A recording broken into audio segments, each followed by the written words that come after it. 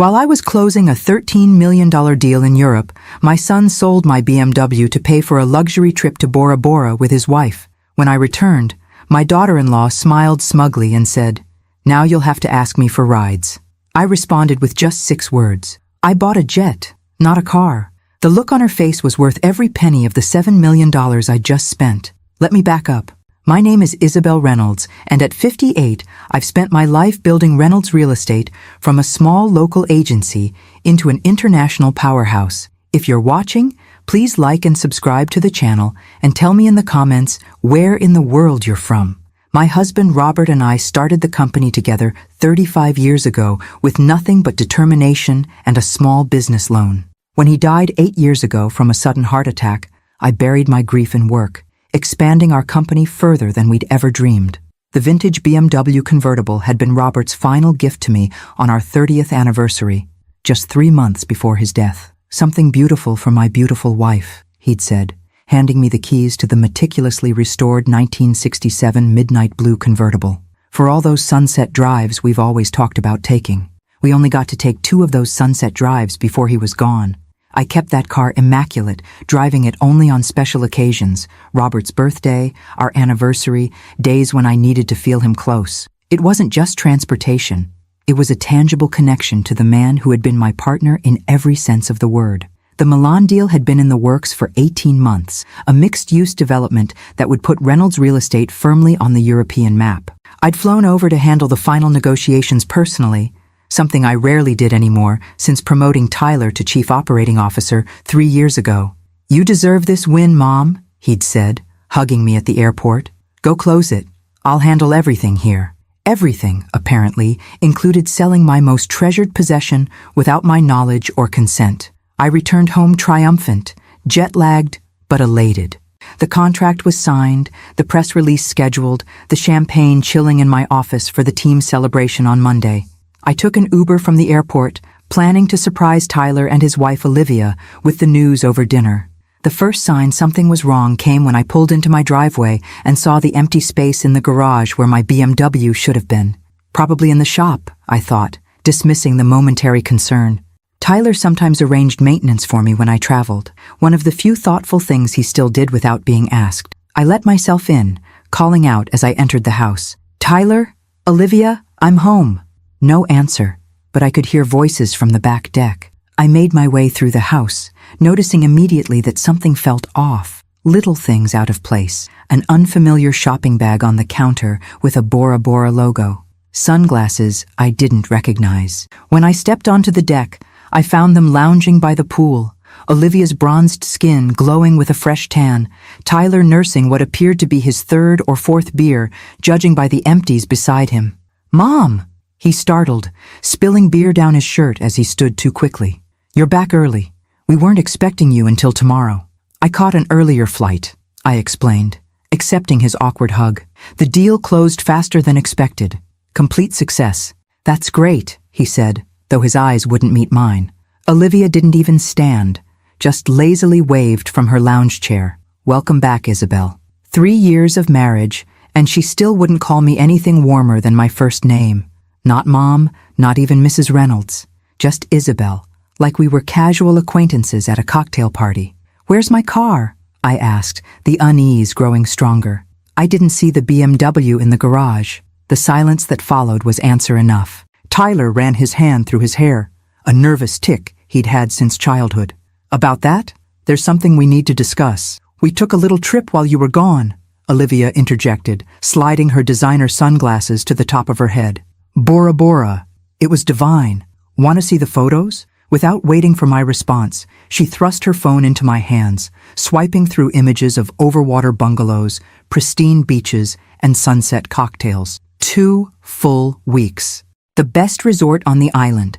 Private plunge pool, personal butler, the works. I handed the phone back, my patience thinning. "Lovely. Now where is my car, Tyler?" He swallowed hard. The opportunity came up suddenly. Olivia's always wanted to go to Bora Bora, and there was this last-minute cancellation at the St. Regis. "Where is my car?" I repeated, my voice dangerously quiet. "We sold it," Olivia answered casually, as if announcing they'd ordered takeout. "Tyler said you hardly ever drive it anyway. Such a waste. keeping a classic like that just sitting in a garage. The world seemed to tilt beneath me. You sold my car? My BMW? Without asking me? Tyler at least had the decency to look ashamed. I was going to tell you, Mom. I was going to replace it as soon as the commission from the Westlake project came through next month. It was just sitting there, and we needed— You didn't need anything, I cut him off, ice in my veins. You wanted. There's a difference. Oh, come on, Isabel, Olivia sighed dramatically. It's just a car. You can buy another one. God knows you have the money. I turned to look at this woman. This stranger my son had married after a whirlwind 6-month romance. Former model, current lifestyle influencer with more followers than sense. I'd never understood what Tyler saw in her beyond the obvious physical attraction, but I'd kept my reservations to myself, determined not to be the stereotypical meddling mother-in-law.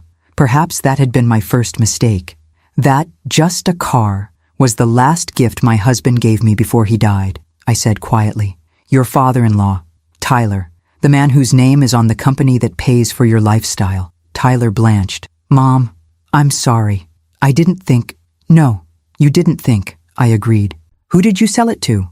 He named a high-end dealership in Beverly Hills, specializing in luxury and vintage automobiles. I made a mental note to call them first thing in the morning, though I knew the chances of recovering the car were slim. Olivia, remarkably, seemed unperturbed by the tension. She stretched languidly on her chaise lounge, a smile playing at the corners of her mouth. Well, look at the bright side, Isabel. Now that you don't have a car, you'll have to ask me for rides.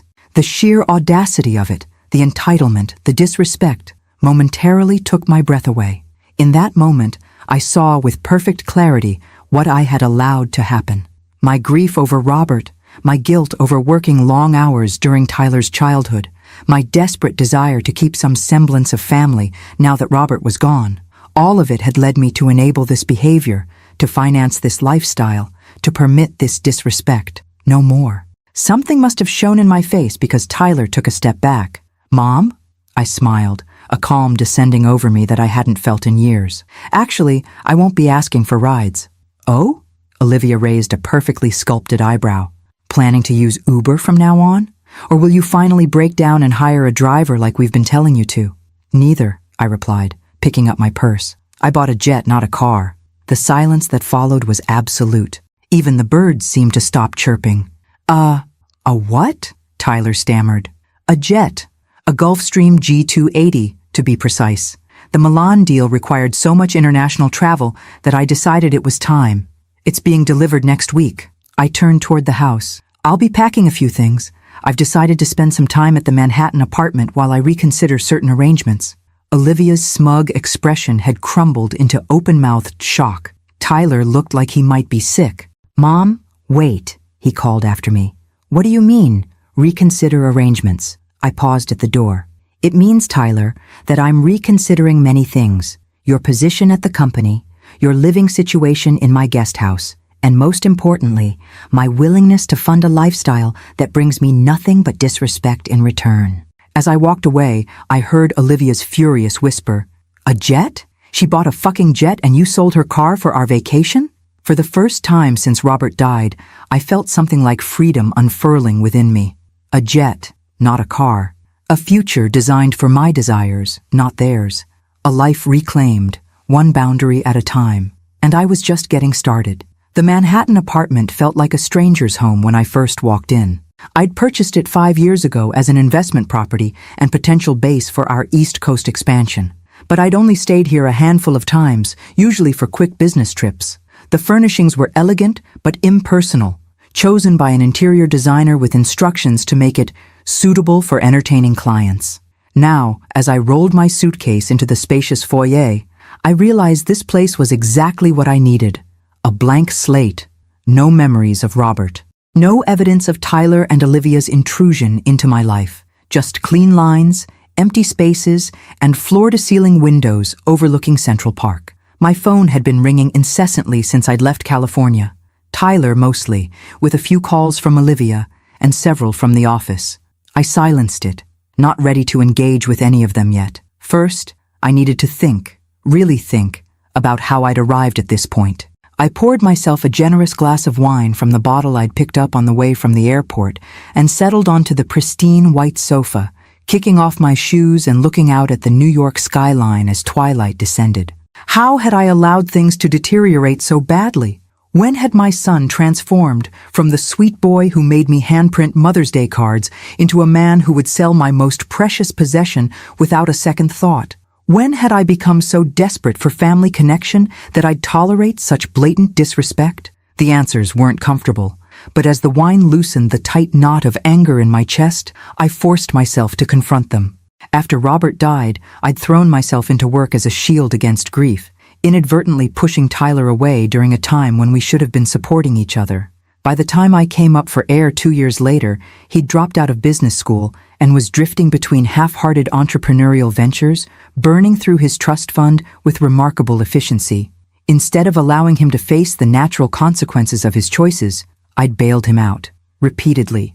Hired him at Reynolds, despite his lack of qualifications or genuine interest. Promoted him to keep him engaged, overlooked his 3-hour lunches and missed meetings, paid off his credit cards when he maxed them out, provided the down payment for his first house, then bought him and Olivia a larger one when she complained the first wasn't suitable for entertaining.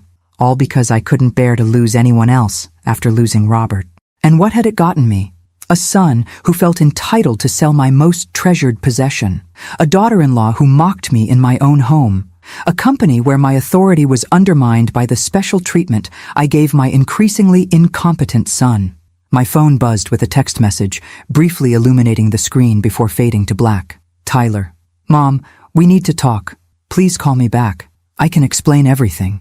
Explain what exactly? That he needed my BMW to finance a luxury vacation more than I needed the last tangible connection to my husband? That his wife's desire for an Instagram-worthy trip trumped any consideration of my feelings? I took another sip of wine, making no move toward my phone. For the first time in 8 years, I had clarity. The painful kind that comes with recognizing your own complicity in your unhappiness. The intercom buzzed, startling me from my thoughts. The doorman's voice came through the speaker. Ms. Reynolds, there's a Ms. Harriet Winters here to see you. She says you're expecting her? I wasn't expecting anyone, and the name wasn't immediately familiar, though something about it tugged at my memory. Please ask her to wait a moment, I replied, quickly checking my calendar to see if I'd forgotten an appointment. Nothing was scheduled until my meeting with our New York office tomorrow. Curiosity got the better of me. I pressed the intercom again. Send her up, please. A few minutes later, a sharp knock at the door revealed a tall, elegant black woman in her early 60s, impeccably dressed in a tailored pantsuit, her silver-streaked hair cut in a stylish bob. Isabel Reynolds, she said with a warm smile. It's been what, 20 years? Recognition dawned as I took in her face, mentally subtracting 2 decades. Harriet? Harriet Winters from business school? The very same, she confirmed, accepting my startled invitation to enter. Though it's Dr. Winters now. I finally finished that PhD we used to talk about. Memories flooded back, late nights studying in the library, dreams shared over cheap wine in our dorm room, promises to start businesses that would revolutionize our respective industries. Harriet had been my closest friend during those 2 intense years of business school, before life and geography pulled us in different directions. How on earth did you find me? I asked, leading her to the living room. And how did you know I was in New York? She laughed, a rich sound that immediately transported me back to our younger days. Social media is both a blessing and a curse. When Reynolds Real Estate announced its expansion into the European market this morning, complete with a photo of you signing the Milan contract, it appeared on my LinkedIn feed. I recognized you instantly and did some digging. That doesn't explain how you knew I was here, not in California, I pointed out, offering her a glass of wine, which she accepted with a nod. That was admittedly more detective work than social media. I called your corporate office, pretending to be an old friend, which is true, and your assistant mentioned you'd unexpectedly decided to work from the New York office this week. After that, it was just a matter of having my driver wait outside until you arrived. I raised an eyebrow. That's borderline stalking, Harriet. That's entrepreneurial persistence, she corrected with a grin. A quality you always admired in me, as I recall. She wasn't wrong. Harriet had always been fearless, determined, slightly outrageous in her pursuit of her goals. It was one of the things I'd most loved about our friendship. So, she continued, settling onto the sofa beside me. The question is, why is Isabel Reynolds hiding in New York the day after closing the biggest deal of her career instead of celebrating with her team in California? I hesitated, not accustomed to confiding in anyone, especially someone I hadn't seen in 2 decades. But something about Harriet's direct gaze broke through my usual reserve. My son sold my car while I was in Europe, I said simply. My late husband's last gift to me. He sold it to finance a vacation with his wife. Harriet's expression shifted from curiosity to outrage. He did what? Once I started talking, I couldn't stop. The whole story poured out: Robert's death, my retreat into work, Tyler's transformation from promising student to entitled adult, my enabling behavior, Olivia's disrespect, and finally, the BMW and the private jet. You bought a jet? Harriet burst out laughing when I reached that part of the story. Oh, that is magnificent. I would have paid good money to see their faces. Despite myself, I smiled. It was rather satisfying. I imagine so. She studied me over the rim of her wine glass. So what now? You're hiding out in New York, avoiding your son's calls and reconsidering everything, I admitted. My relationship with Tyler, his role in the company, my own future. Harriet nodded thoughtfully. When my husband left me for his 24-year-old research assistant 10 years ago, I had a similar reckoning. Painful, but necessary. What did you do? I asked, genuinely curious. A slow smile spread across her face. I rebuilt my life on my terms, finished my PhD, started my consulting firm, bought a house in Paris where I spend 3 months each year, adopted 2 rescue greyhounds, learned to tango. She shrugged elegantly. I stopped living for others and started living for myself. Just like that? I couldn't keep the skepticism from my voice. Not just like anything. It was terrifying, messy. Some days I wasn't sure I'd make it through. But Isabel, she leaned forward, her eyes intense. It was worth every difficult moment. Because now, at 63, I'm living exactly the life I want. Not the one my ex-husband wanted, or my parents expected, or society prescribed. Mine. Something loosened in my chest at her words. A tension I hadn't even realized I was carrying. I don't even know what I want anymore, I confessed. I've been so focused on the company, on Tyler, on preserving what little family I have left. Then that's your first task, Harriet declared, setting down her glass with a decisive click. Figuring out what Isabel wants, separate from Reynolds' real estate, separate from being Tyler's mother or Robert's widow. And how exactly do I do that? She grinned, a mischievous expression that instantly shaved decades off her face. You start by having dinner with an old friend who's in town for only 2 more days. Then you consider coming to Paris next month when I return there. The rest? She waved a hand expansively. We'll figure out as we go. For the first time since discovering my BMW was gone, I felt something other than anger and betrayal. Something that felt dangerously like hope. Dinner sounds perfect, I said, reaching for my phone to silence it as Tyler's name flashed on the screen yet again. Let me get my coat. As we headed out into the New York evening, Harriet linked her arm through mine with the easy familiarity of our college days. You know, I always thought you'd be the one to buy a private jet before me. Some things never change. I laughed, surprising myself with the genuine sound. Some things do change, though, and I'm starting to think that might be exactly what I need. Behind us, my phone continued to buzz silently on the coffee table, my son's increasingly desperate messages going unanswered as I stepped into the first evening of my new life. 3 days into my New York sabbatical, as I'd begun thinking of it, my temporary peace was shattered by a commotion at my apartment door. Ms. Reynolds? I'm sorry, came the doorman's flustered voice over the intercom. Your son insisted on coming up. I tried to call first, but it's all right, Frank. I sighed, already hearing Tyler's voice in the background. You can send him up. I took a deep breath, straightening my shoulders as I prepared for the confrontation I'd been avoiding. Part of me had known this moment was inevitable. Tyler wasn't likely to accept my sudden boundary setting without a fight, especially when his comfortable lifestyle hung in the balance. When I opened the door, my son looked nothing like the polished COO of Reynolds Real Estate. His hair was disheveled, his eyes bloodshot, his typically immaculate clothing rumpled as if he'd slept in it on the red-eye flight. Mom, he said, relief evident in his voice. Thank God. You haven't been answering your phone. I thought I was worried. I'm fine, I replied coolly, stepping back to allow him entry. As you can see. He moved past me into the apartment, his eyes darting around as if expecting to find evidence of some crisis that would explain my behavior. Finding none, he turned back to me, confusion written across his features. What's going on? You disappear without a word, ignore all my calls, cancel meetings. This isn't like you. Isn't it? I closed the door and leaned against it, arms crossed. Or is it simply not what you've come to expect from me? There's a difference. His brow furrowed. If this is about the BMW, this is about everything the BMW represents, I corrected him. Your sense of entitlement, your disregard for boundaries, your assumption that my resources are yours to commandeer whenever you want something. That's not fair, he protested, running a hand through his already disheveled hair. I made one mistake. One? I laughed, the sound harsh even to my own ears. Tyler, selling my car wasn't one mistake. It was the culmination of a pattern that's been building for years. A pattern I've enabled by constantly cushioning you from the consequences of your actions. He had the grace to look uncomfortable. I said I was sorry.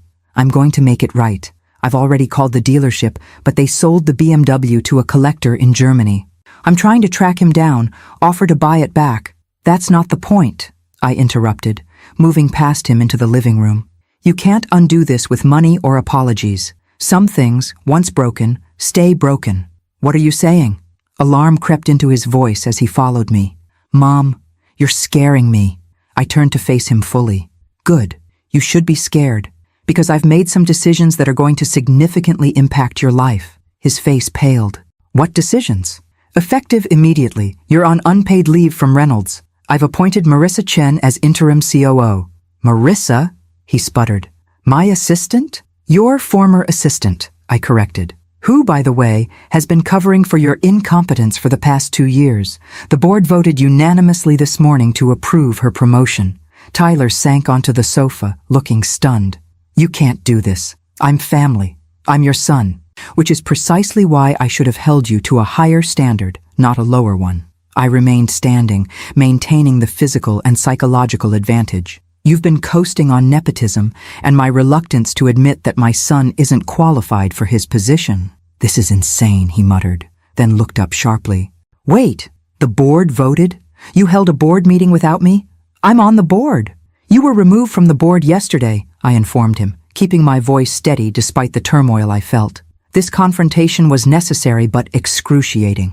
Your attendance record alone was grounds for dismissal, not to mention your consistent failure to review materials before meetings. He stared at me as if I'd transformed into a stranger before his eyes. In some ways, I supposed I had. There's more, I continued.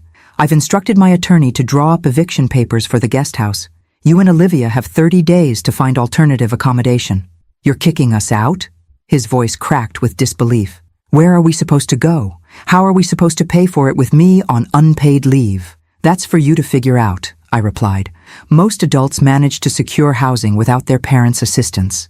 I suggest you start by looking at properties within your actual budget, not the inflated one you've been operating on with my financial support.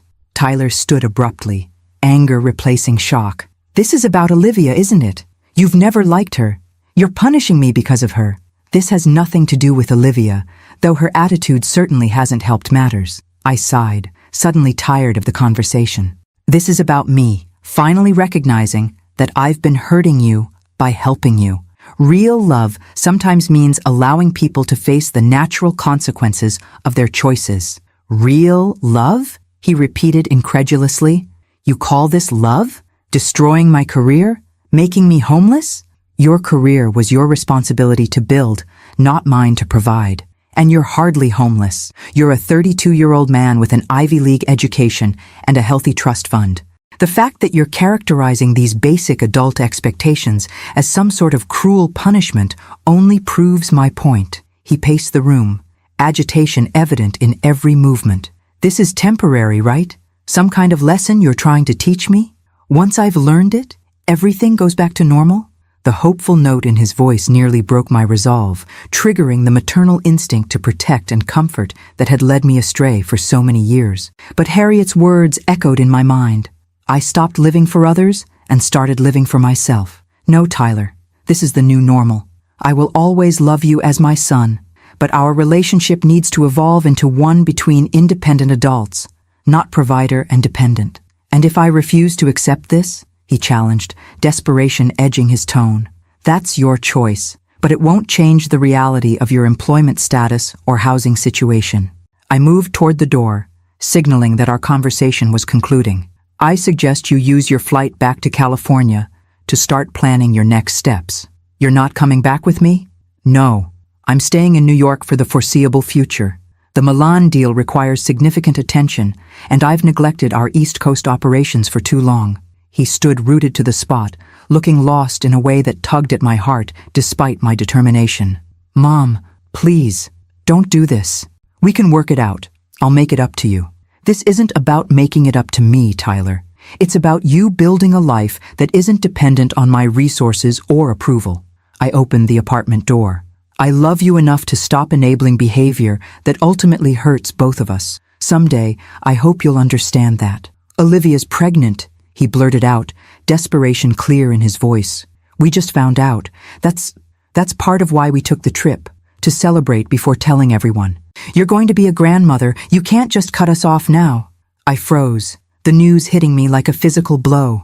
A grandchild, the family extension I'd secretly longed for but never pushed, knowing Tyler and Olivia's reluctance to compromise their lifestyle with children. For a moment, I wavered. Could I really maintain these new boundaries, knowing my grandchild's security might be affected? Wasn't family ultimately more important than teaching Tyler a difficult lesson? Then I looked at my son, really looked at him, and saw the calculation behind the desperation in his eyes. This announcement, which should have been joyous, was being wielded as a weapon, a last-ditch effort to manipulate me into maintaining the status quo. Congratulations, I said finally, my voice softening slightly. I'm happy for you both, but my decision stands. If anything, your impending parenthood makes it more crucial that you learn to stand on your own feet. Your child deserves parents who model responsibility and independence, not entitlement. You're unbelievable, he muttered, moving toward the door. Wait until the rest of the family hears about this. Uncle David, Aunt Sarah, they won't stand for you treating me this way. I smiled sadly. I've already spoken with them. They agree these changes are long overdue. That final blow seemed to deflate him completely. He paused at the threshold, turning back with one last attempt. And what about my inheritance? Are you cutting me out of your will too? The naked concern for his financial interests, even in this moment of family rupture, confirmed I was making the right decision.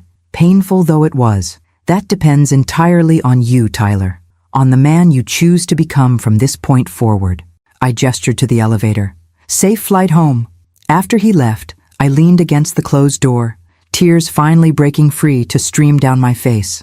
Setting these boundaries was the right thing, the necessary thing, but that didn't make it any less agonizing. I loved my son. Despite his flaws, despite his betrayal, I would always love him. But love without respect was unsustainable, and the path to restoring that respect required this painful reset. My phone buzzed with a text from Harriet, just checking in. How did it go with Tyler? About as well as could be expected, I replied. He played the grandchild card. Her response came quickly. Ouch. Standing firm? Yes. Hardest thing I've ever done. Most worthwhile things are. Dinner tonight to celebrate your backbone? I know a little place in Soho that makes a martini strong enough to fortify even the wobbliest resolve. I smiled through my tears, grateful for her understanding and support. Perfect. I'll need it. Apparently, I'm going to be a grandmother. Congratulations. All the joy of babies with the blessed ability to give them back when they cry. Another excellent reason to reclaim your life. Grandmothers should be having too much fun for babysitting duties. Her perspective shifted something in me, transforming the news from a complication in my plan to a joyful addition to my evolving life. A grandchild didn't have to mean sacrificing my newfound independence. It could mean expanding my capacity for love while maintaining healthy boundaries. As I moved away from the door to prepare for my dinner with Harriet, I caught sight of my reflection in the hallway mirror. The woman staring back at me looked tired but resolute, sad but determined. A woman finally choosing herself after decades of putting everyone else first. A jet, not a car, I whispered to my reflection. reminding myself of the moment when everything had changed. The moment when I'd finally understood that I deserved more than the scraps of respect my son and daughter-in-law deigned to throw my way. My phone rang. Marissa Chen, the newly appointed interim COO, calling for guidance on a contract issue. I answered, pushing thoughts of Tyler and his manipulation aside for now.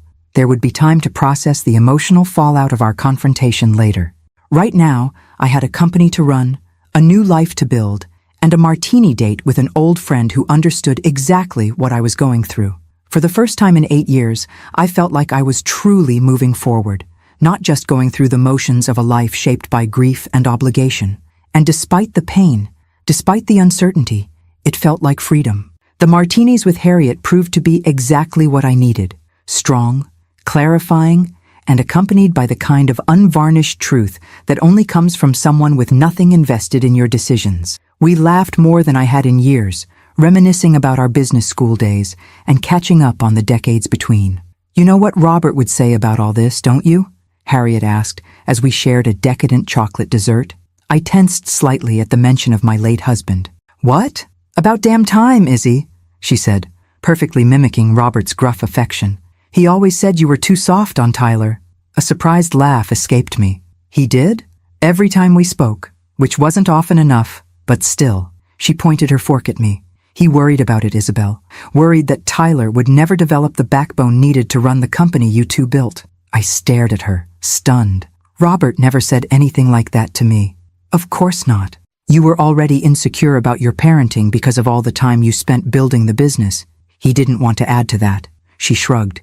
"But he told me, the last time I saw him at that conference in Chicago, about 6 months before he died, said Tyler was showing all the signs of becoming one of those entitled rich kids who ruins everything his parents built." The revelation hit me like a physical blow. All these years, I'd been compensating for what I thought were my failures as a mother, trying to make up for the business trips and missed school events. And all along, Robert had seen the danger in my overcompensation. "Why didn't you tell me this before now?" I asked, not angry, but genuinely curious. Harriet sipped her espresso. "Would you have believed me? Or would you have dismissed it as me misunderstanding Robert, or remembering incorrectly, or having some agenda of my own?" She was right. In my grief, I'd clung to a narrative that cast me as the neglectful mother and Tyler as the wounded son. It had given my guilt somewhere to land, my grief something to shape itself around. The truth, that Robert had recognized our son's character flaws early on, was too uncomfortable to accept until now. "I've been such a fool," I murmured. "No," Harriet corrected firmly. "You've been human, grieving, loving, trying your best with the emotional tools you had available, but now you're seeing clearly, and that's what matters." Back in my apartment that night, I found myself drawn to the small photograph of Robert I'd placed on the bedside table, the only personal touch in the otherwise anonymous space. His smile beamed at me from behind the glass, eyes crinkled at the corners in the way I'd always loved. "I'm sorry," I whispered to his image. "I should have been stronger sooner, but I'm fixing it now, I promise." My phone chimed with an email notification. I almost ignored it, but the sender's name caught my eye. Davis Klein, my attorney. The subject line read simply, "Urgent, Tyler Inquiry." With a sense of foreboding, I opened the message. "Isabel, Tyler contacted me today requesting information about your estate planning, specifically regarding the trust arrangements and your current will. He claimed you had asked him to verify some details in light of recent changes. When I informed him that I could not discuss such matters without your explicit authorization, he became quite agitated. I thought you should be aware of this attempted end run around your privacy. Given our conversation yesterday regarding potential updates to your estate documents, this timing seems suspicious at best. Call me tomorrow if you wish to discuss. Best regards." Davis' cold anger washed through me, replacing the melancholy nostalgia of moments before. Not even 24 hours after our confrontation, and Tyler was already trying to determine how my death might benefit him financially. The calculated nature of it, contacting my attorney under false pretenses, attempting to circumvent proper channels, revealed a depth of entitlement and manipulation I hadn't wanted to acknowledge. I typed a quick reply, thanking Davis for his discretion and confirming I had authorized no such inquiry. Then I sent a text to Marissa Chen. Please restrict Tyler's access to all company financial systems immediately. Change all passwords. Revoke all credentials. Security Protocol Alpha. Her response came almost instantly, despite the late hour. Already done after your call this afternoon. Anticipating this move, I smiled grimly. There was a reason I'd promoted Marissa. She had the foresight and decisiveness Tyler had always lacked. Another text appeared. This one from Olivia. We need to talk. Tyler isn't handling this well. Think about your grandchild. The emotional manipulation was so transparent it was almost laughable. I deleted the message without responding, then blocked her number. Tyler's would be next if he continued down this path. Making my way to the expansive windows overlooking the city, I took in the glittering Manhattan skyline. From this height, everything looked orderly, purposeful, beautiful in its complexity. If only human relationships could be so clearly defined.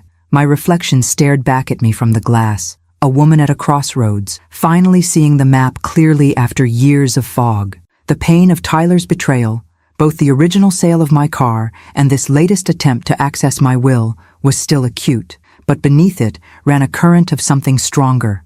Resolve. I would not be manipulated. I would not be guilted. I would not surrender the peace I'd fought so hard to reclaim, not even for my child, not even for my grandchild. A text from Harriet broke into my thoughts. Breakfast tomorrow? I know a place that makes the kind of Bloody Mary that puts everything in perspective. Perfect, I replied. I have news about Tyler you won't believe. Oh, I'll believe it, came her quick response. I'm just glad you finally do too. I turned away from the window, from my reflection, from the glittering city that seemed to offer endless possibilities. Tomorrow would bring new challenges, new attempts at manipulation from Tyler and Olivia, new decisions about my company and my future. But for the first time since selling my car, I felt fully equipped to face them. The jet, it turned out, wasn't just a status symbol to put my entitled daughter-in-law in her place. It was a metaphor for the life I was reclaiming, elevated, unbound by others' expectations, navigating above the turbulence of emotional manipulation. A jet, not a car, I whispered to myself as I prepared for bed. 6 words that had changed everything, and I was just beginning to soar. Breakfast with Harriet the following morning proved even more revelatory than our dinner. As I recounted Tyler's attempt to access my will information, her expression shifted from outrage to calculation. He's panicking, she observed, stirring her Bloody Mary, which means he'll get sloppier before he gets smarter. What do you mean? Think about it. He's just lost his cushy job, his free housing, and potentially his inheritance. He's desperate, and desperate people make mistakes. She took a sip of her drink, considering. What else has he had access to? Bank accounts, investment portfolios, property deeds? A cold weight settled in my stomach. Everything.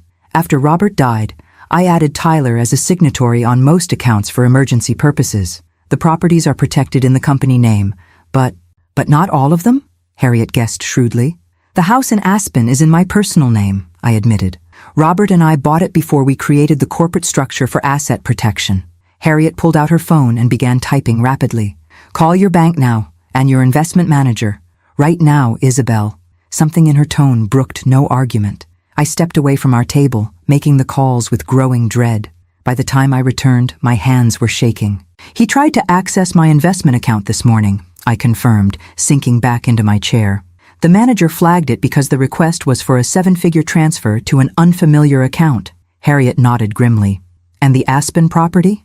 Nothing yet, but I've put a freeze on any transactions related to it. Good. She signaled the waiter for the check. Now we need to get ahead of this. No more reactive measures. It's time to play offense, not defense. Ah, what did you have in mind? A slow, dangerous smile spread across her face. Remember Miranda Jeffries from business school? The one who went into corporate security after that scandal with her father's company? Vaguely, I said, trying to place the name with a face from 2 decades ago. Wasn't she the one who caught the CFO embezzling? Exactly. She now runs one of the top private investigation firms in the country, specializing in white-collar crime and digital forensics. Harriet finished her drink with a flourish, and she owes me a favor. 3 hours later, I sat in a sleek midtown office across from Miranda Jeffries, a striking woman in her late 50s with penetrating green eyes and a no-nonsense demeanor that instantly inspired confidence. Let me get this straight, she said after I'd explained the situation.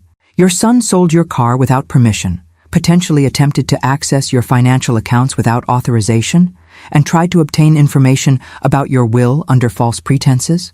Yes, I confirmed, the bald summation making it sound even worse than I'd allowed myself to acknowledge. And you want to know what else he might have done that you don't yet know about? Exactly. Miranda tapped her pen against her notepad thoughtfully. This will require a thorough digital forensic investigation. We'll need to examine all accounts he's had access to, review communication records, trace any unusual transactions from the past few years, not just recent activity. How long will that take? I asked, already dreading what might be uncovered. For a preliminary assessment, about a week. For a complete picture, likely a month. She fixed me with a direct gaze. I need to be clear, Isabel. Once we start digging, we can't unknow what we find. Are you prepared for what this might reveal about your son? The question struck at the heart of my hesitation. Was I ready to know the full extent of Tyler's betrayal? Could our relationship survive whatever Miranda's investigation uncovered? But the alternative, remaining willfully ignorant while he potentially undermined my company, my finances, my very legacy, was unthinkable. I need to know, I said firmly, whatever it is. Then we'll begin immediately. She made a note on her pad. One more thing. Given the nature of this investigation, I strongly recommend you avoid any contact with Tyler or Olivia until we have our initial findings. Any warning, any hint that you're looking into their activities could give them time to cover their tracks. The thought of cutting off all communication with my son, even temporarily, sent a pang through my heart. But Miranda's advice made logical sense. Understood, I agreed reluctantly. After signing the necessary paperwork and providing Miranda's team with access to my accounts, I left her office feeling simultaneously relieved and terrified. Whatever Tyler had done beyond selling my car would soon be exposed to the harsh light of professional scrutiny. How do you feel? Harriet asked as we walked back toward my apartment through the crisp autumn air. Like I'm betraying my own child, I admitted. And yet he betrayed you first, she finished for me. Multiple times, apparently. Does that justify my response? Harriet stopped walking, turning to face me directly. Isabel, listen to me. This isn't about revenge or punishment. This is about protecting yourself and everything you've built. If Tyler has been misusing his access to your accounts, that's not just a family matter. It's potentially criminal. You have a responsibility to yourself, to your employees, to your legacy, to uncover the truth. Put that way, my course of action seemed not just justified, but necessary. Still, a mother's heart is a complex thing. Even as I nodded in agreement with Harriet's assessment, part of me hoped Miranda's investigation would reveal nothing more than the violations I already knew about. Back at my apartment, I found myself restless, unable to concentrate on work despite the mounting emails from the office. My phone buzzed with another text from Tyler, the fifth since our confrontation yesterday. Mom, please call me. This has gone too far. Olivia's upset, I'm upset, everyone's upset. We need to talk. I started to type a response, then remembered Miranda's warning about maintaining distance until the investigation yielded results. Instead, I set the phone aside and moved to the window, gazing out at Central Park below. How had we reached this point? What series of choices, mine and Tyler's, had led us down this path of mutual distrust and wounded feelings? And more importantly, was there any way back from this precipice, or had the foundation of our relationship been irrevocably damaged? My phone rang. Not Tyler this time, but Marissa Chen. Isabel, she began without preamble. We have a situation at the office. Tyler showed up this morning demanding access to his email and files. When security denied him entry based on your instructions, he became disruptive. I closed my eyes, imagining the scene.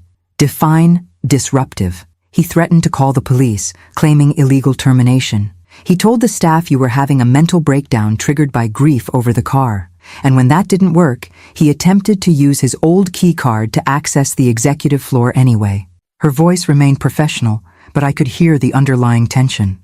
Security had to escort him from the building, just when I thought the situation couldn't get worse. I'm sorry, Marissa. You shouldn't have to deal with this. It's part of the job, she replied matter-of-factly. But there's something else you should know. After Tyler left, I had it do a routine check of his computer activities over the past month, standard protocol for departing executives. And, I prompted when she paused. He downloaded a significant amount of client information, contract details, and financial projections 2 days before you returned from Milan. The timing seems deliberate, I finished for her. As if he knew his position might be in jeopardy after what he did with my car. Exactly. Marissa's tone grew concerned. Isabel, this goes beyond family drama. This is potential corporate espionage if he intends to use that information elsewhere. The pieces were falling into place with sickening clarity. Tyler's desperate attempts to access my accounts, his interest in my will, his download of confidential company information, all pointed to someone preparing for war, not seeking reconciliation. I've already engaged someone to investigate his financial activities, I told Marissa. Add this to their list, and Marissa changed the locks at headquarters. Today, after hanging up, I stood motionless in the center of my apartment, the magnitude of what was happening finally hitting me full force. This wasn't just about a car anymore, or even about boundaries. This was about my son actively working against me, against the company his father and I had built, against his own future. My phone buzzed again, an email notification. When I checked the sender, a chill ran through me. It was from Jennifer Preston, society columnist for the New York Times, with the subject line, "Request for comment, Reynolds family drama." The walls were closing in. Whatever privacy I'd hoped to maintain around this family conflict was about to be shattered.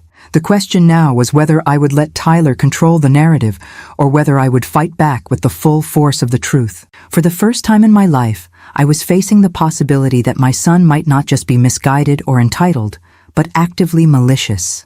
The thought brought no satisfaction, only a bone-deep sorrow for what might have been, and steely resolve for what must now be done. I opened Jennifer Preston's email with trembling fingers, the subject line alone sending adrenaline coursing through my system. Ms. Reynolds, I've received information about recent dramatic changes at Reynolds Real Estate, including your son Tyler's sudden departure from his executive position and allegations of financial impropriety within your family. Given your company's high profile and the Milan expansion, this story is of significant public interest. Would you care to comment on 1. Tyler Reynolds' removal from the company, 2. Reports that he sold your personal property without permission, 3. Your purchase of a private jet following these events. 4.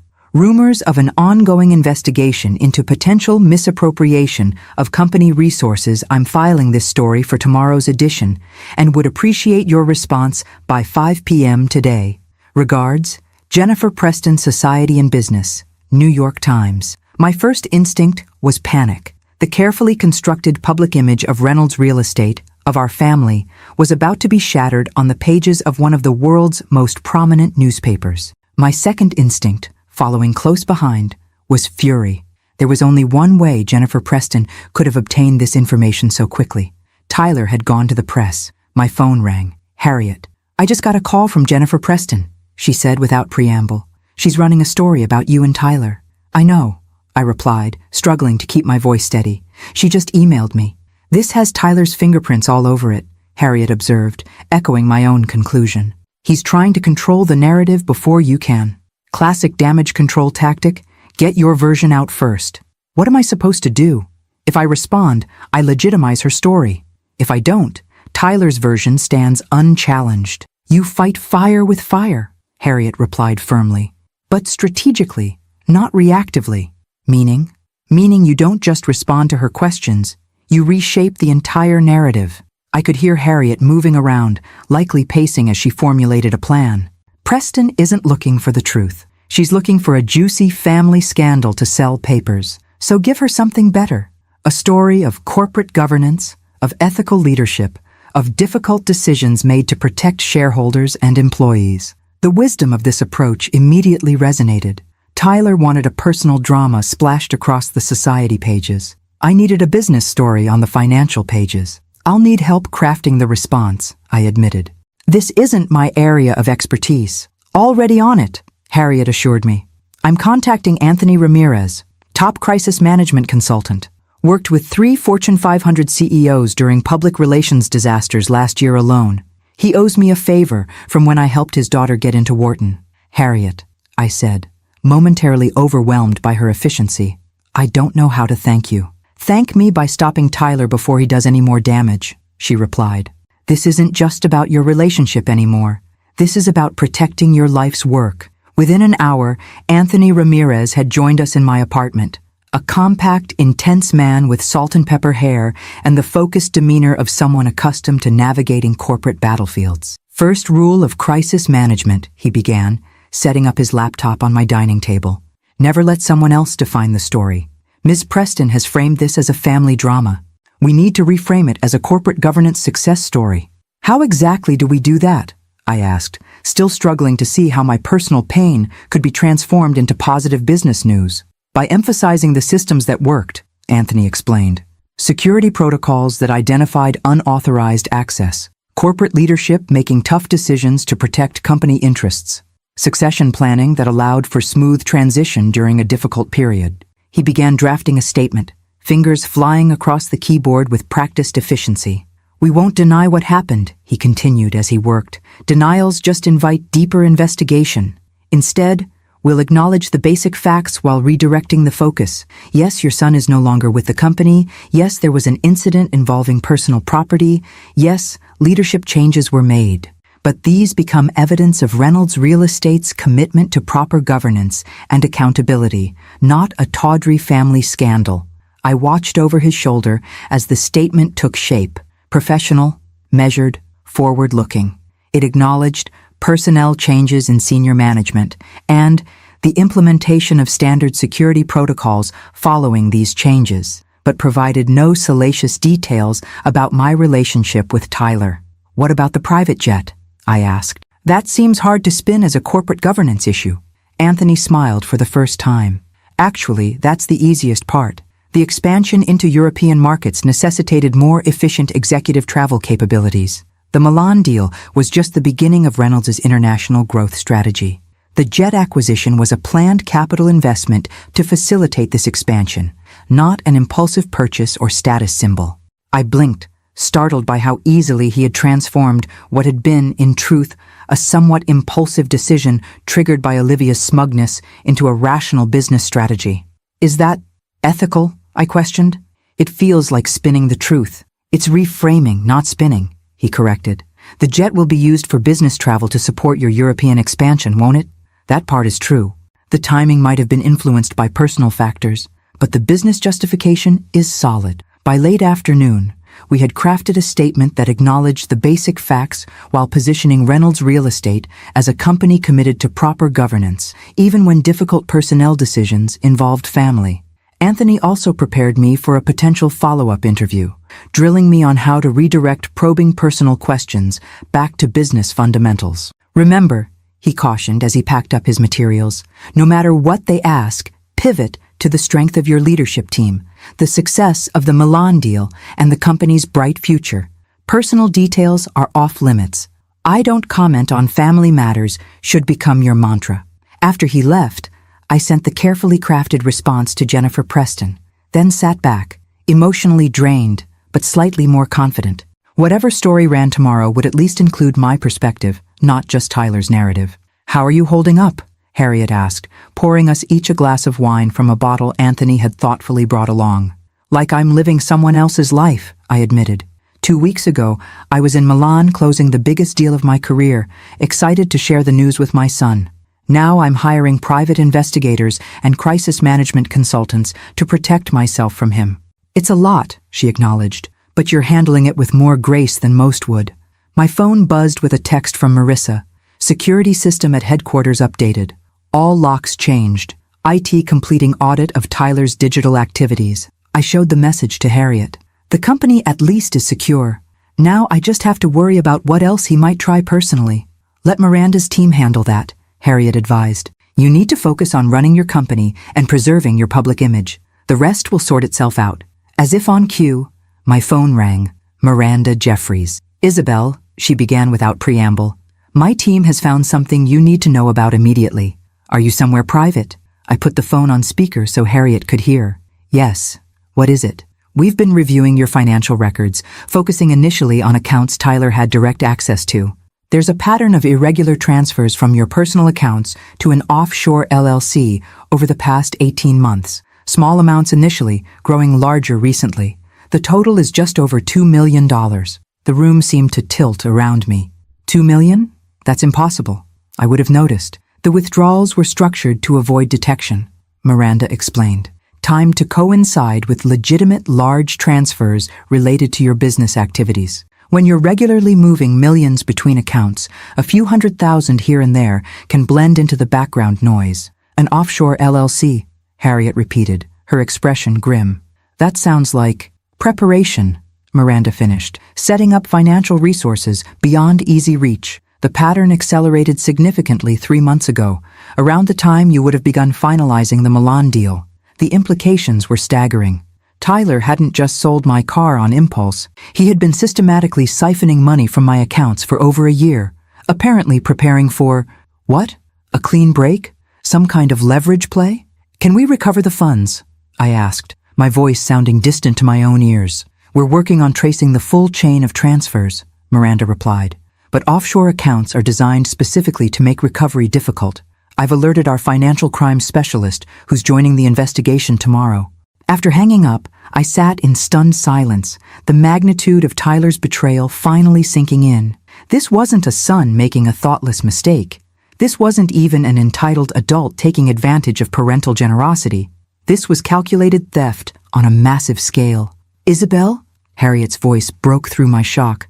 What do you want to do next? The question was simple, but the answer would define everything that followed. Did I continue treating this as a family matter, however painful?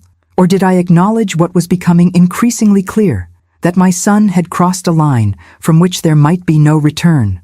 What do I want to do next? I repeated Harriet's question, my voice hollow. I want to wake up and discover this was all a nightmare. I want my son back, the one I thought I knew, not this stranger who's been stealing from me for years. Harriet's expression softened with compassion, but her words remained firm. That's not an option, Isabel.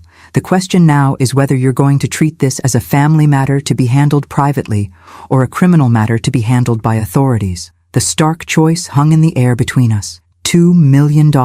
Systematic theft conducted over 18 months. This wasn't an impulsive mistake. It was calculated, deliberate betrayal. If it were anyone else, I said slowly, any other executive who had stolen from the company, any other person who had defrauded me personally, what would I do? You'd press charges, Harriet answered without hesitation. You've always been ruthless about ethical violations. It's why Reynolds has the reputation it does. She was right. Early in our company's history, Robert and I had discovered a senior manager embezzling funds. Despite the potential scandal, despite his tearful pleas about his family and reputation, we had reported him to authorities. It had been difficult but necessary, not just as justice, but as a clear message that integrity mattered at Reynolds Real Estate. But this is my son, I whispered, the words catching in my throat. Yes, Harriet acknowledged, which means the stakes are even higher. The choices you make now will define not just your relationship with Tyler, but your relationship with yourself. Can you live with letting this go? With sending the message that family ties excuse criminal behavior? My phone buzzed with a notification. An email from Davis Klein, my attorney. The subject line read simply, "Urgent, real estate forgery attempt." With trembling fingers, I opened it. Isabel, the county recorder's office, just contacted me. Someone attempted to file transfer documents on your Aspen property this afternoon, using what appears to be a forged power of attorney document. The clerk flagged it as suspicious because the notary seal didn't match their records. They've preserved the documents for potential criminal investigation. The individual who attempted to file the documents identified himself as Tyler Reynolds, claiming to be acting on your behalf. I recommend immediate action. Please call my office as soon as possible. Davis. I handed the phone to Harriet, unable to speak as she read the email. When she looked up, her expression had hardened. He tried to steal your house, she said flatly. Today, after everything else, the final thread of hope I'd been clinging to, that Tyler might come to his senses, that there might be some explanation that would make this all bearable, snapped cleanly.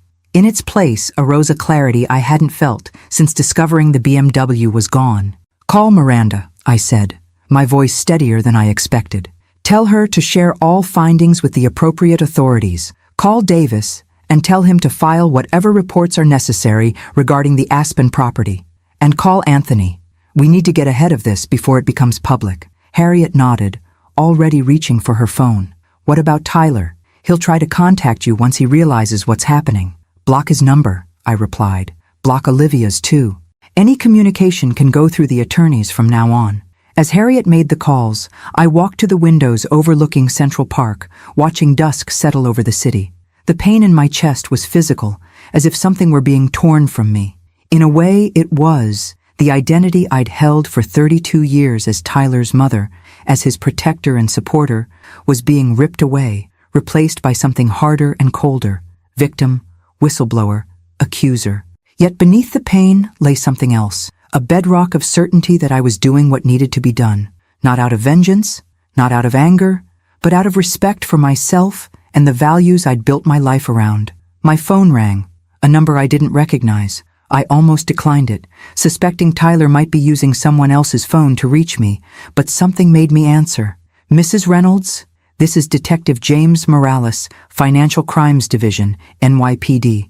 We've received some concerning information from a private investigator named Miranda Jeffries regarding potentially fraudulent financial activities.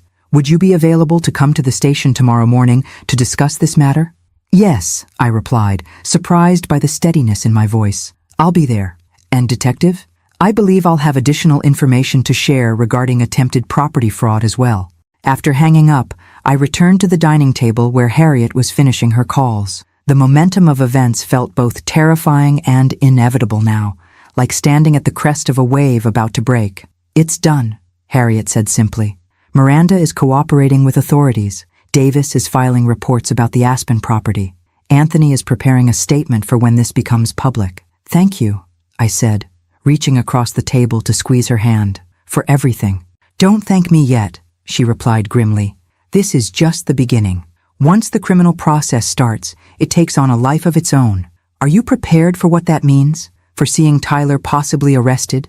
For testifying against him if necessary? The questions hit me like physical blows, but I forced myself to consider them honestly. Could I stand in a courtroom and provide evidence against my own child? Could I endure the public spectacle of a trial, the media coverage, the inevitable questioning of my parenting and judgment? I don't know if I'm prepared, I admitted. But I know I couldn't live with myself if I didn't hold him accountable. Not anymore. My phone buzzed again, a text from an unknown number. Mom, it's Tyler. They're blocking my calls. Please talk to me. This is all a misunderstanding. I can explain everything. Think about the baby. Your grandchild needs me there, not in jail. Please. The naked manipulation, the attempt to use his unborn child as a shield, only reinforced my resolve. I showed the message to Harriet without responding to it. He's desperate, she observed, which makes him dangerous. You should consider security precautions. You think he might try something? The idea seemed absurd, despite everything. He's angry and entitled, but he's not violent. People do unpredictable things when cornered, Harriet replied, and Tyler is definitely cornered now. As if to underscore her point, my phone lit up with a call from Marissa Chen. Isabel, she said, her usually composed voice tight with tension. Tyler showed up at the office again. When security refused him entry, he became physical. They had to restrain him, and the police were called. He's been arrested for assault and trespassing. The final piece of my world collapsed inward. My son, Robert's son, in police custody for assault. How had we arrived at this unimaginable place? Thank you for letting me know, I managed. Is everyone all right? The security guard has minor injuries, a sprained wrist from the altercation. The company will cover all medical expenses, of course. After ending the call, I sat motionless, trying to process this latest development. Tyler's desperation had escalated to violence. The choices before me now were even starker than before. Isabel? Harriet's voice broke through my shock. What do you need right now? What did I need? Safety? Clarity? Some path forward through this nightmare that would allow me to look at myself in the mirror tomorrow. I need to make one more call, I said, reaching for my phone with new determination. To Olivia. Harriet raised an eyebrow. Are you sure that's wise? No, I admitted. But there's an innocent party in all this that we haven't considered fully. My grandchild. Whatever happens with Tyler, I need to make sure Olivia understands I don't hold her or the baby accountable for his actions. It wasn't forgiveness. Not yet. Maybe not ever. but it was the first small step toward whatever future awaited on the other side of this catastrophe. A future where, regardless of what happened with Tyler, I would not allow his actions to define the entirety of my family relationships. As I dialed Olivia's number, I felt the weight of decades of choices, mine and Tyler's, pressing down on me. But for the first time since this ordeal began, I also felt the faintest glimmer of something like hope, not for reconciliation or easy resolution, but for the possibility of rebuilding something honest from the ashes of what had been destroyed. 6 words had started this journey. I bought a jet, not a car. The next 6 would be even more consequential. I choose truth over comfortable lies. Olivia answered on the first ring, her voice wary. Isabel, I didn't expect to hear from you. I'm sure you didn't, I replied, keeping my tone neutral despite the emotions churning within me. I understand Tyler has been arrested. A sharp intake of breath. How did you... Never mind. Yes, they're processing him now. I'm at the police station. The background noise confirmed her location. Muffled announcements, phones ringing, the general bustle of a busy precinct. Olivia, I'm calling for one reason only. Whatever happens between Tyler and me, whatever legal consequences he faces for his actions, I want you to know that I don't hold you or your baby responsible. My grandchild is innocent in all this. The silence stretched so long, I thought she might have hung up. Finally, her voice returned, smaller somehow. You believe me? That I'm really pregnant? The question caught me off guard. Should I have reason not to? Another pause. Tyler told me to use the pregnancy to manipulate you. Said you'd back down from pressing charges if you thought your grandchild's father might go to jail. Her voice cracked slightly. But I really am pregnant, Isabel. 12 weeks. I have the ultrasound pictures to prove it. The calculated manipulation was so characteristic of the Tyler I was discovering, not the son I thought I knew, that it hardly surprised me anymore. But the fact that Olivia was confessing it did. Why are you telling me this? I asked carefully. Because I'm scared, she admitted, all pretense of sophistication stripped away. I'm pregnant. My husband might be going to jail, and I've just discovered he's been stealing millions of dollars. None of this is what I signed up for. And what exactly did you sign up for, Olivia? The question came out sharper than I intended, old resentments bubbling to the surface. The fantasy, she replied with unexpected candor. The successful husband, the beautiful home, the wealthy mother-in-law who would fund our lifestyle while we looked good on Instagram. A bitter laugh escaped her. I know how that sounds. Believe me, I'm not proud of it right now. Despite everything, I felt a reluctant flicker of respect for her honesty. Did you know about the theft? The offshore accounts? No, she said firmly. I knew Tyler was handling our finances, and I didn't ask questions when money appeared for trips or designer clothes. I didn't want to know where it came from.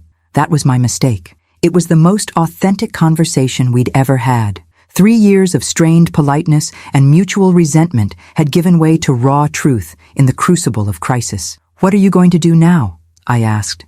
I don't know, she admitted. Wait for Tyler to be released, I guess. Figure out how to pay for a lawyer. A pause. Isabel, did you really file criminal charges against your own son? The evidence was too substantial to ignore, I replied, sidestepping the direct question. $2 million, Olivia. Attempts to access my will fraudulently. Forged documents to transfer my Aspen property. This goes far beyond selling my car. I had no idea it was that bad, she said, her voice hollow. He told me you were overreacting about the BMW, that you'd get over it. I might have, I acknowledged, if that had been the end of it, but it wasn't. And now we all have to deal with the consequences. As our conversation wound down, I found myself offering something I hadn't planned, a lifeline of sorts. Olivia, whatever happens with Tyler, my offer stands. I won't hold you or the baby accountable for his actions. If you need support for medical care or anything related to my grandchild's well-being, you can contact me. Why would you do that? She asked, genuine confusion in her voice. After everything that's happened, after how I've treated you, because that's what family should do, I replied simply. Support each other through difficult times without enabling destructive behavior. Something I failed to understand with Tyler for too long. After hanging up, I turned to find Harriet watching me with a mixture of concern and admiration. That was generous of you, she observed, considering her role in all this. Her role was smaller than I thought, I replied, sharing the highlights of Olivia's confession. She was willfully ignorant, but not actively complicit in the theft. And you believe her? I considered the question seriously. Yes, her shock seemed genuine. And what would be her motive for lying now? Tyler's already been arrested. The damage is done. Harriet nodded slowly. So what happens next? Next, I meet with the detectives tomorrow morning. I provide whatever evidence they need, and I prepare for the public fallout when this inevitably becomes news. And Tyler? The question hit me like a physical blow. My son, my only child, now a stranger facing criminal charges for stealing from me. That depends on him, I said finally. On whether he accepts responsibility or continues denying and manipulating. On whether he's willing to make amends or insists on fighting. And if he does fight? Harriet pressed gently. If he claims you're persecuting him, turns your grandchild into a public sympathy prop, makes this ugly, then I'll stand my ground, I replied, surprised by the steadiness in my voice. I won't enable him anymore, Harriet, not even to avoid pain or public embarrassment. She reached across the table, squeezing my hand. I believe you, and for what it's worth, I think Robert would be proud. The mention of my late husband brought unexpected tears to my eyes. He saw this coming, didn't he? The entitlement, the lack of character. While I was busy feeling guilty about working too much, he was worried about the man Tyler was becoming. He saw warning signs, Harriet confirmed. But Isabel, neither of you could have predicted this level of betrayal. Don't torture yourself thinking you could have prevented it. My phone buzzed with an email notification.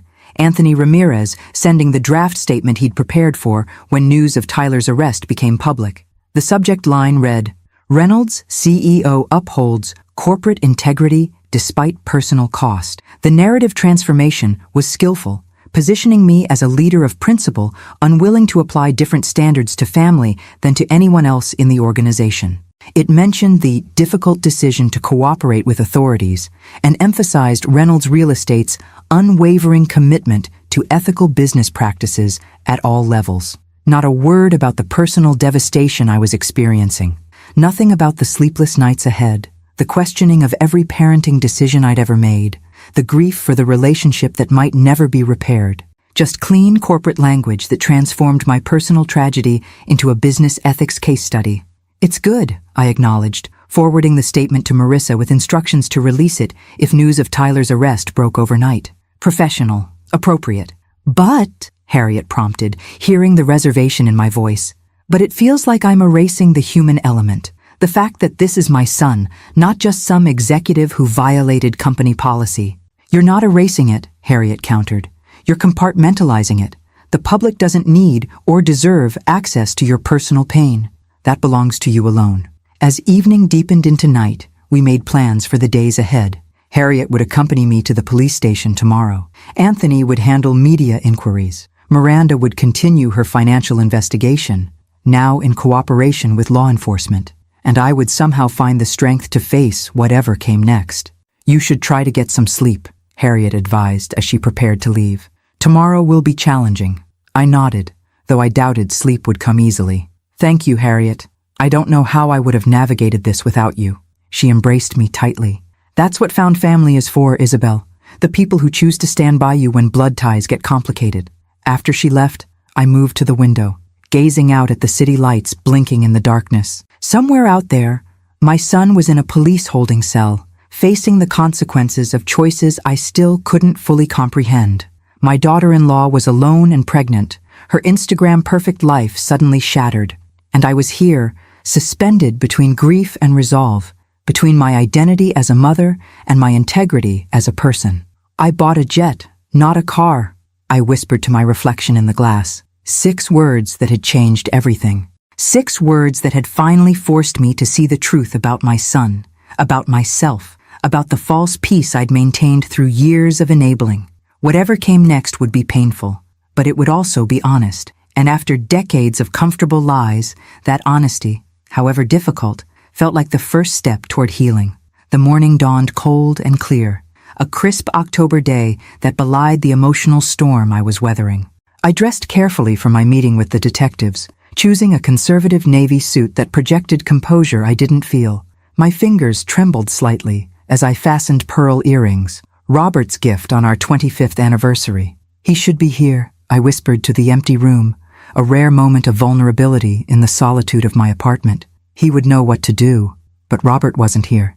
He hadn't been here for 8 years. And in his absence, I had allowed our son to become someone neither of us would have recognized. Harriet arrived precisely at 8, bringing coffee and a quiet strength that steadied me. We rode in silence to the police station, the gravity of what lay ahead hanging between us. Detective Morales met us in a small conference room, a surprisingly young man with intelligent eyes and a methodical manner. He was accompanied by a female officer who introduced herself as Detective Chen, specializing in financial crimes. "Mrs. Reynolds," Morales began, "I want to thank you for coming in. I understand how difficult this situation must be." I nodded, unable to trust my voice for a moment. "We've received the preliminary report from Ms. Jeffries' team," Detective Chen continued, opening a thick folder. "Combined with the information about the attempted property transfer in Aspen and yesterday's incident at your company headquarters, we have enough to proceed with formal charges against Tyler Reynolds." "What exactly are those charges?" I asked, forcing myself to face the reality head-on. "Grand larceny, fraud, forgery, assault, and criminal trespass," Morales listed dispassionately. "Given the dollar amounts involved, these are serious felonies." "I understand," I said, my voice steadier than I expected. "What happens next?" "Tyler has been arraigned this morning. Bail is set at $1 million. Given the flight risk, specifically the offshore accounts we've identified, the judge set a high threshold. $1 million. An amount that would have been impossible for most people, but that I could easily provide." The unspoken question hung in the air. Would I? "Has he posted bail?" I asked instead. "Not yet," Chen replied. "He requested a public defender, which suggests he doesn't have immediate access to funds. Or he was manipulating again, trying to appear destitute to engender sympathy." I pushed the cynical thought away, disturbed by how quickly I'd come to expect the worst from my own child. The interview continued for nearly 2 hours as I provided detailed statements about the unauthorized transfers, the stolen BMW, the attempted property fraud, and the years of financial support I'd provided that contextualizes Tyler's actions. Harriet stayed beside me, her steady presence a lifeline as I recounted painful details of my son's betrayal to strangers. As we were concluding, Detective Morales slid a manila envelope across the table. "There's something else you should know, Mrs. Reynolds. During the standard search of your son's possessions upon arrest, officers found these documents." With trembling fingers, I opened the envelope. Inside were copies of what appeared to be medical records. My medical records, reports from my annual physical 6 months ago, notes from my doctor about mild hypertension, a recommendation for a cardiac stress test I'd never gotten around to scheduling. "I don't understand," I said, looking up in confusion. "Why would Tyler have these?" "We were hoping you might have some insight," Chen replied, watching my reaction carefully. "These were found along with several life insurance policies taken out in your name, with Tyler Reynolds listed as the sole beneficiary. Policies you apparently signed for last year." A cold dread washed through me. "I never signed any life insurance policies." The detectives exchanged glances. "That's what we suspected," Morales said quietly. "The signatures appear to match other forgeries we've identified. The implications were too horrible to contemplate.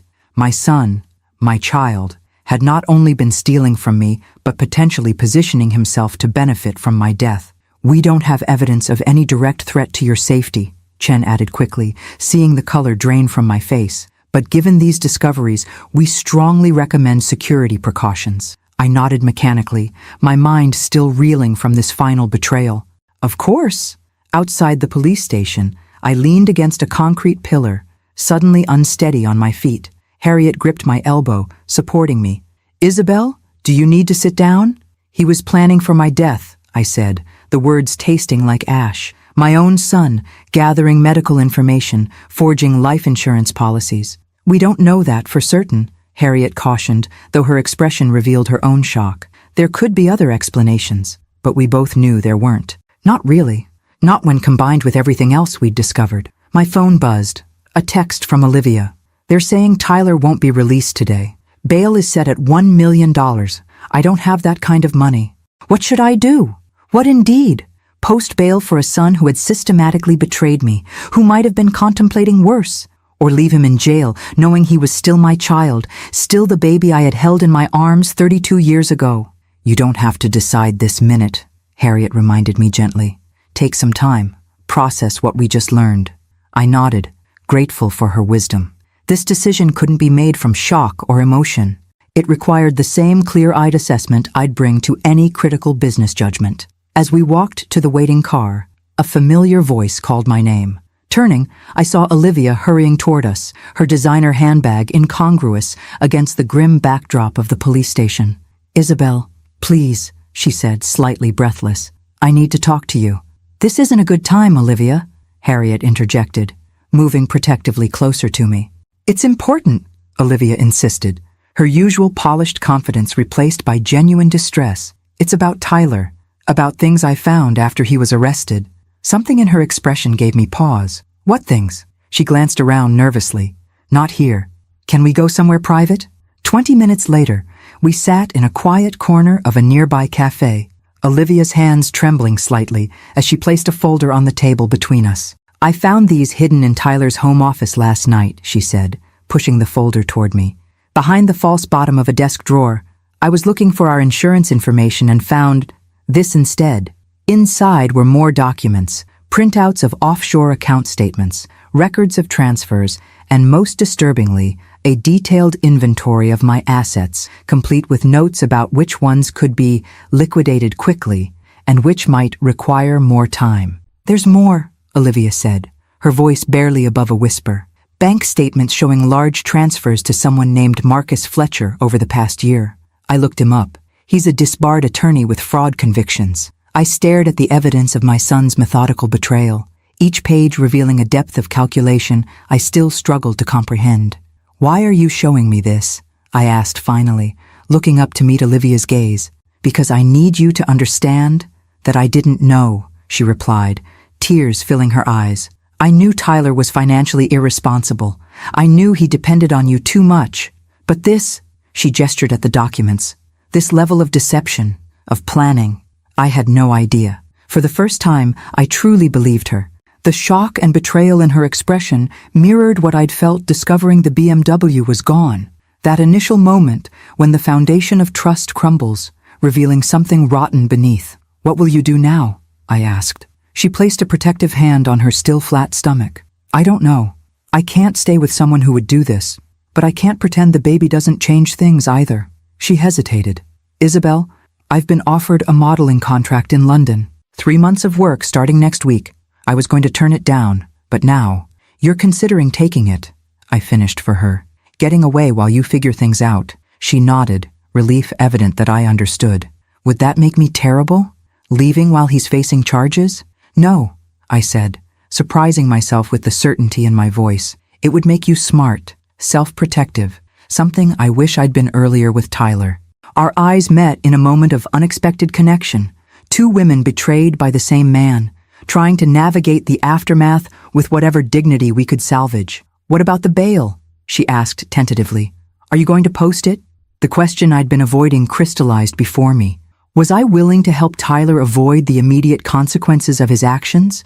Could I justify that, knowing what I now knew? "No," I said finally.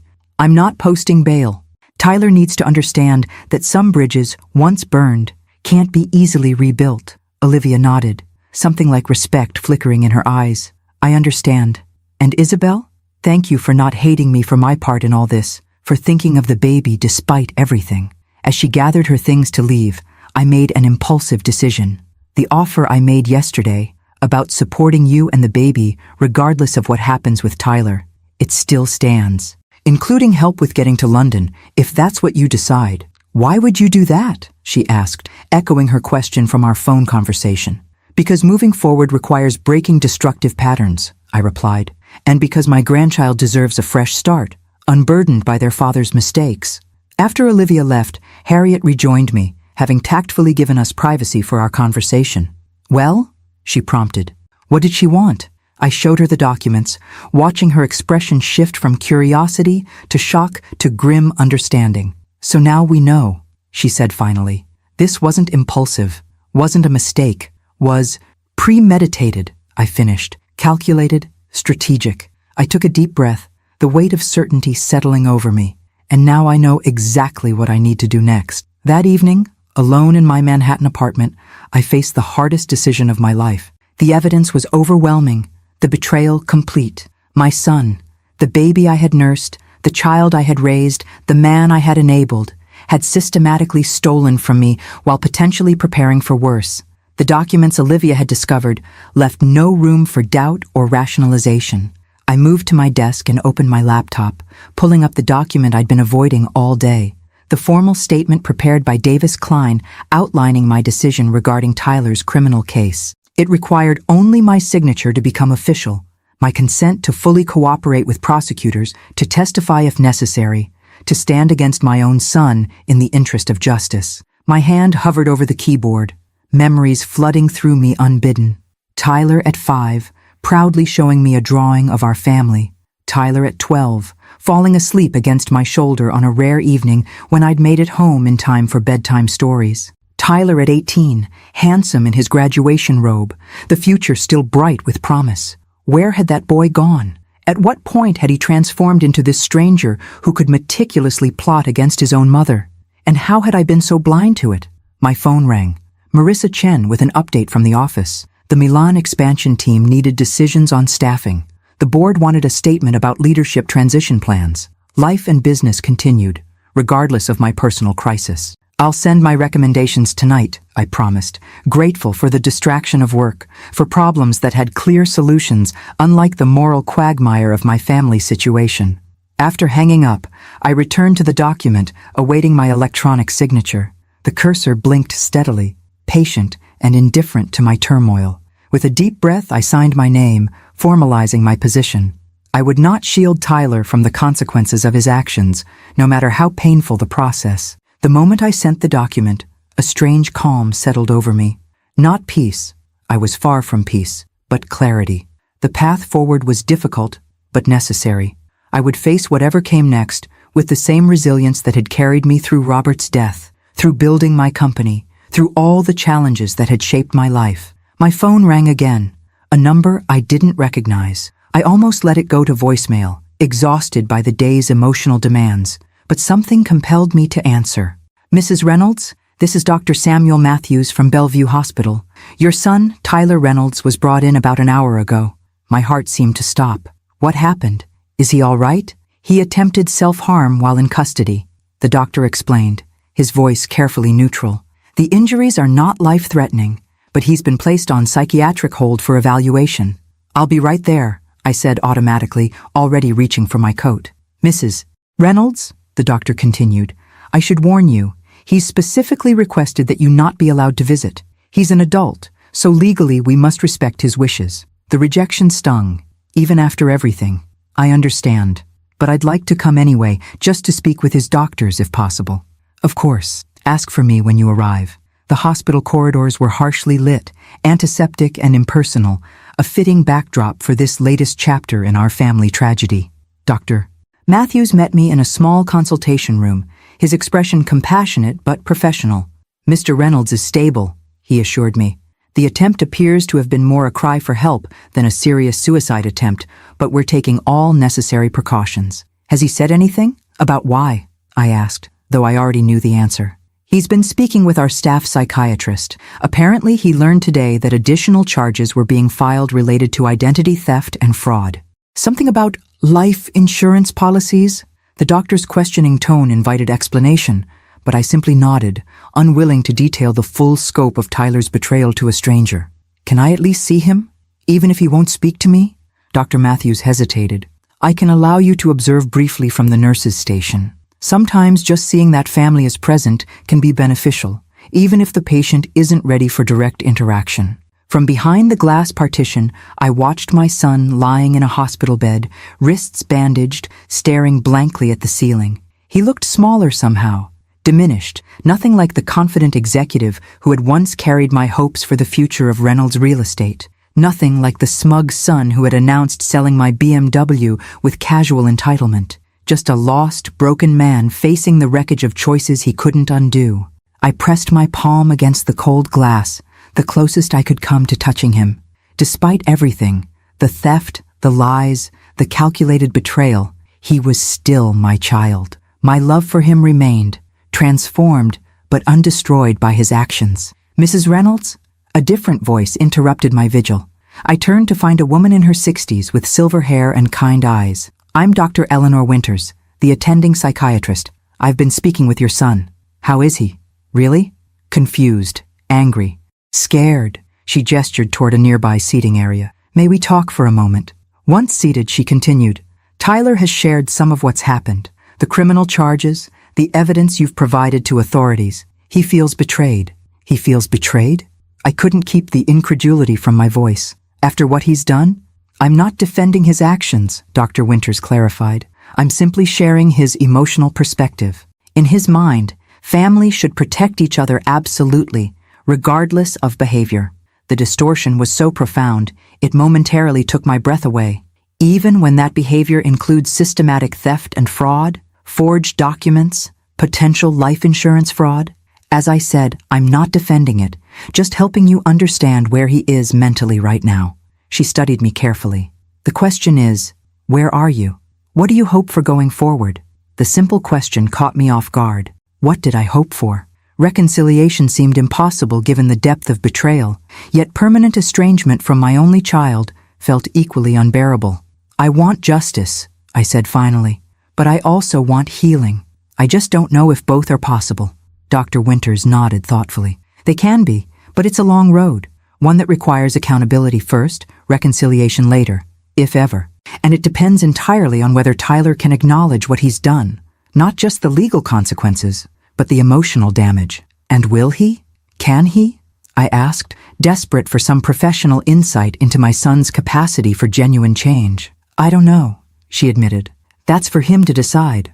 But I can tell you this, enabling him further, protecting him from consequences, would only hinder whatever potential for growth exists. Her words confirmed the path I'd already chosen.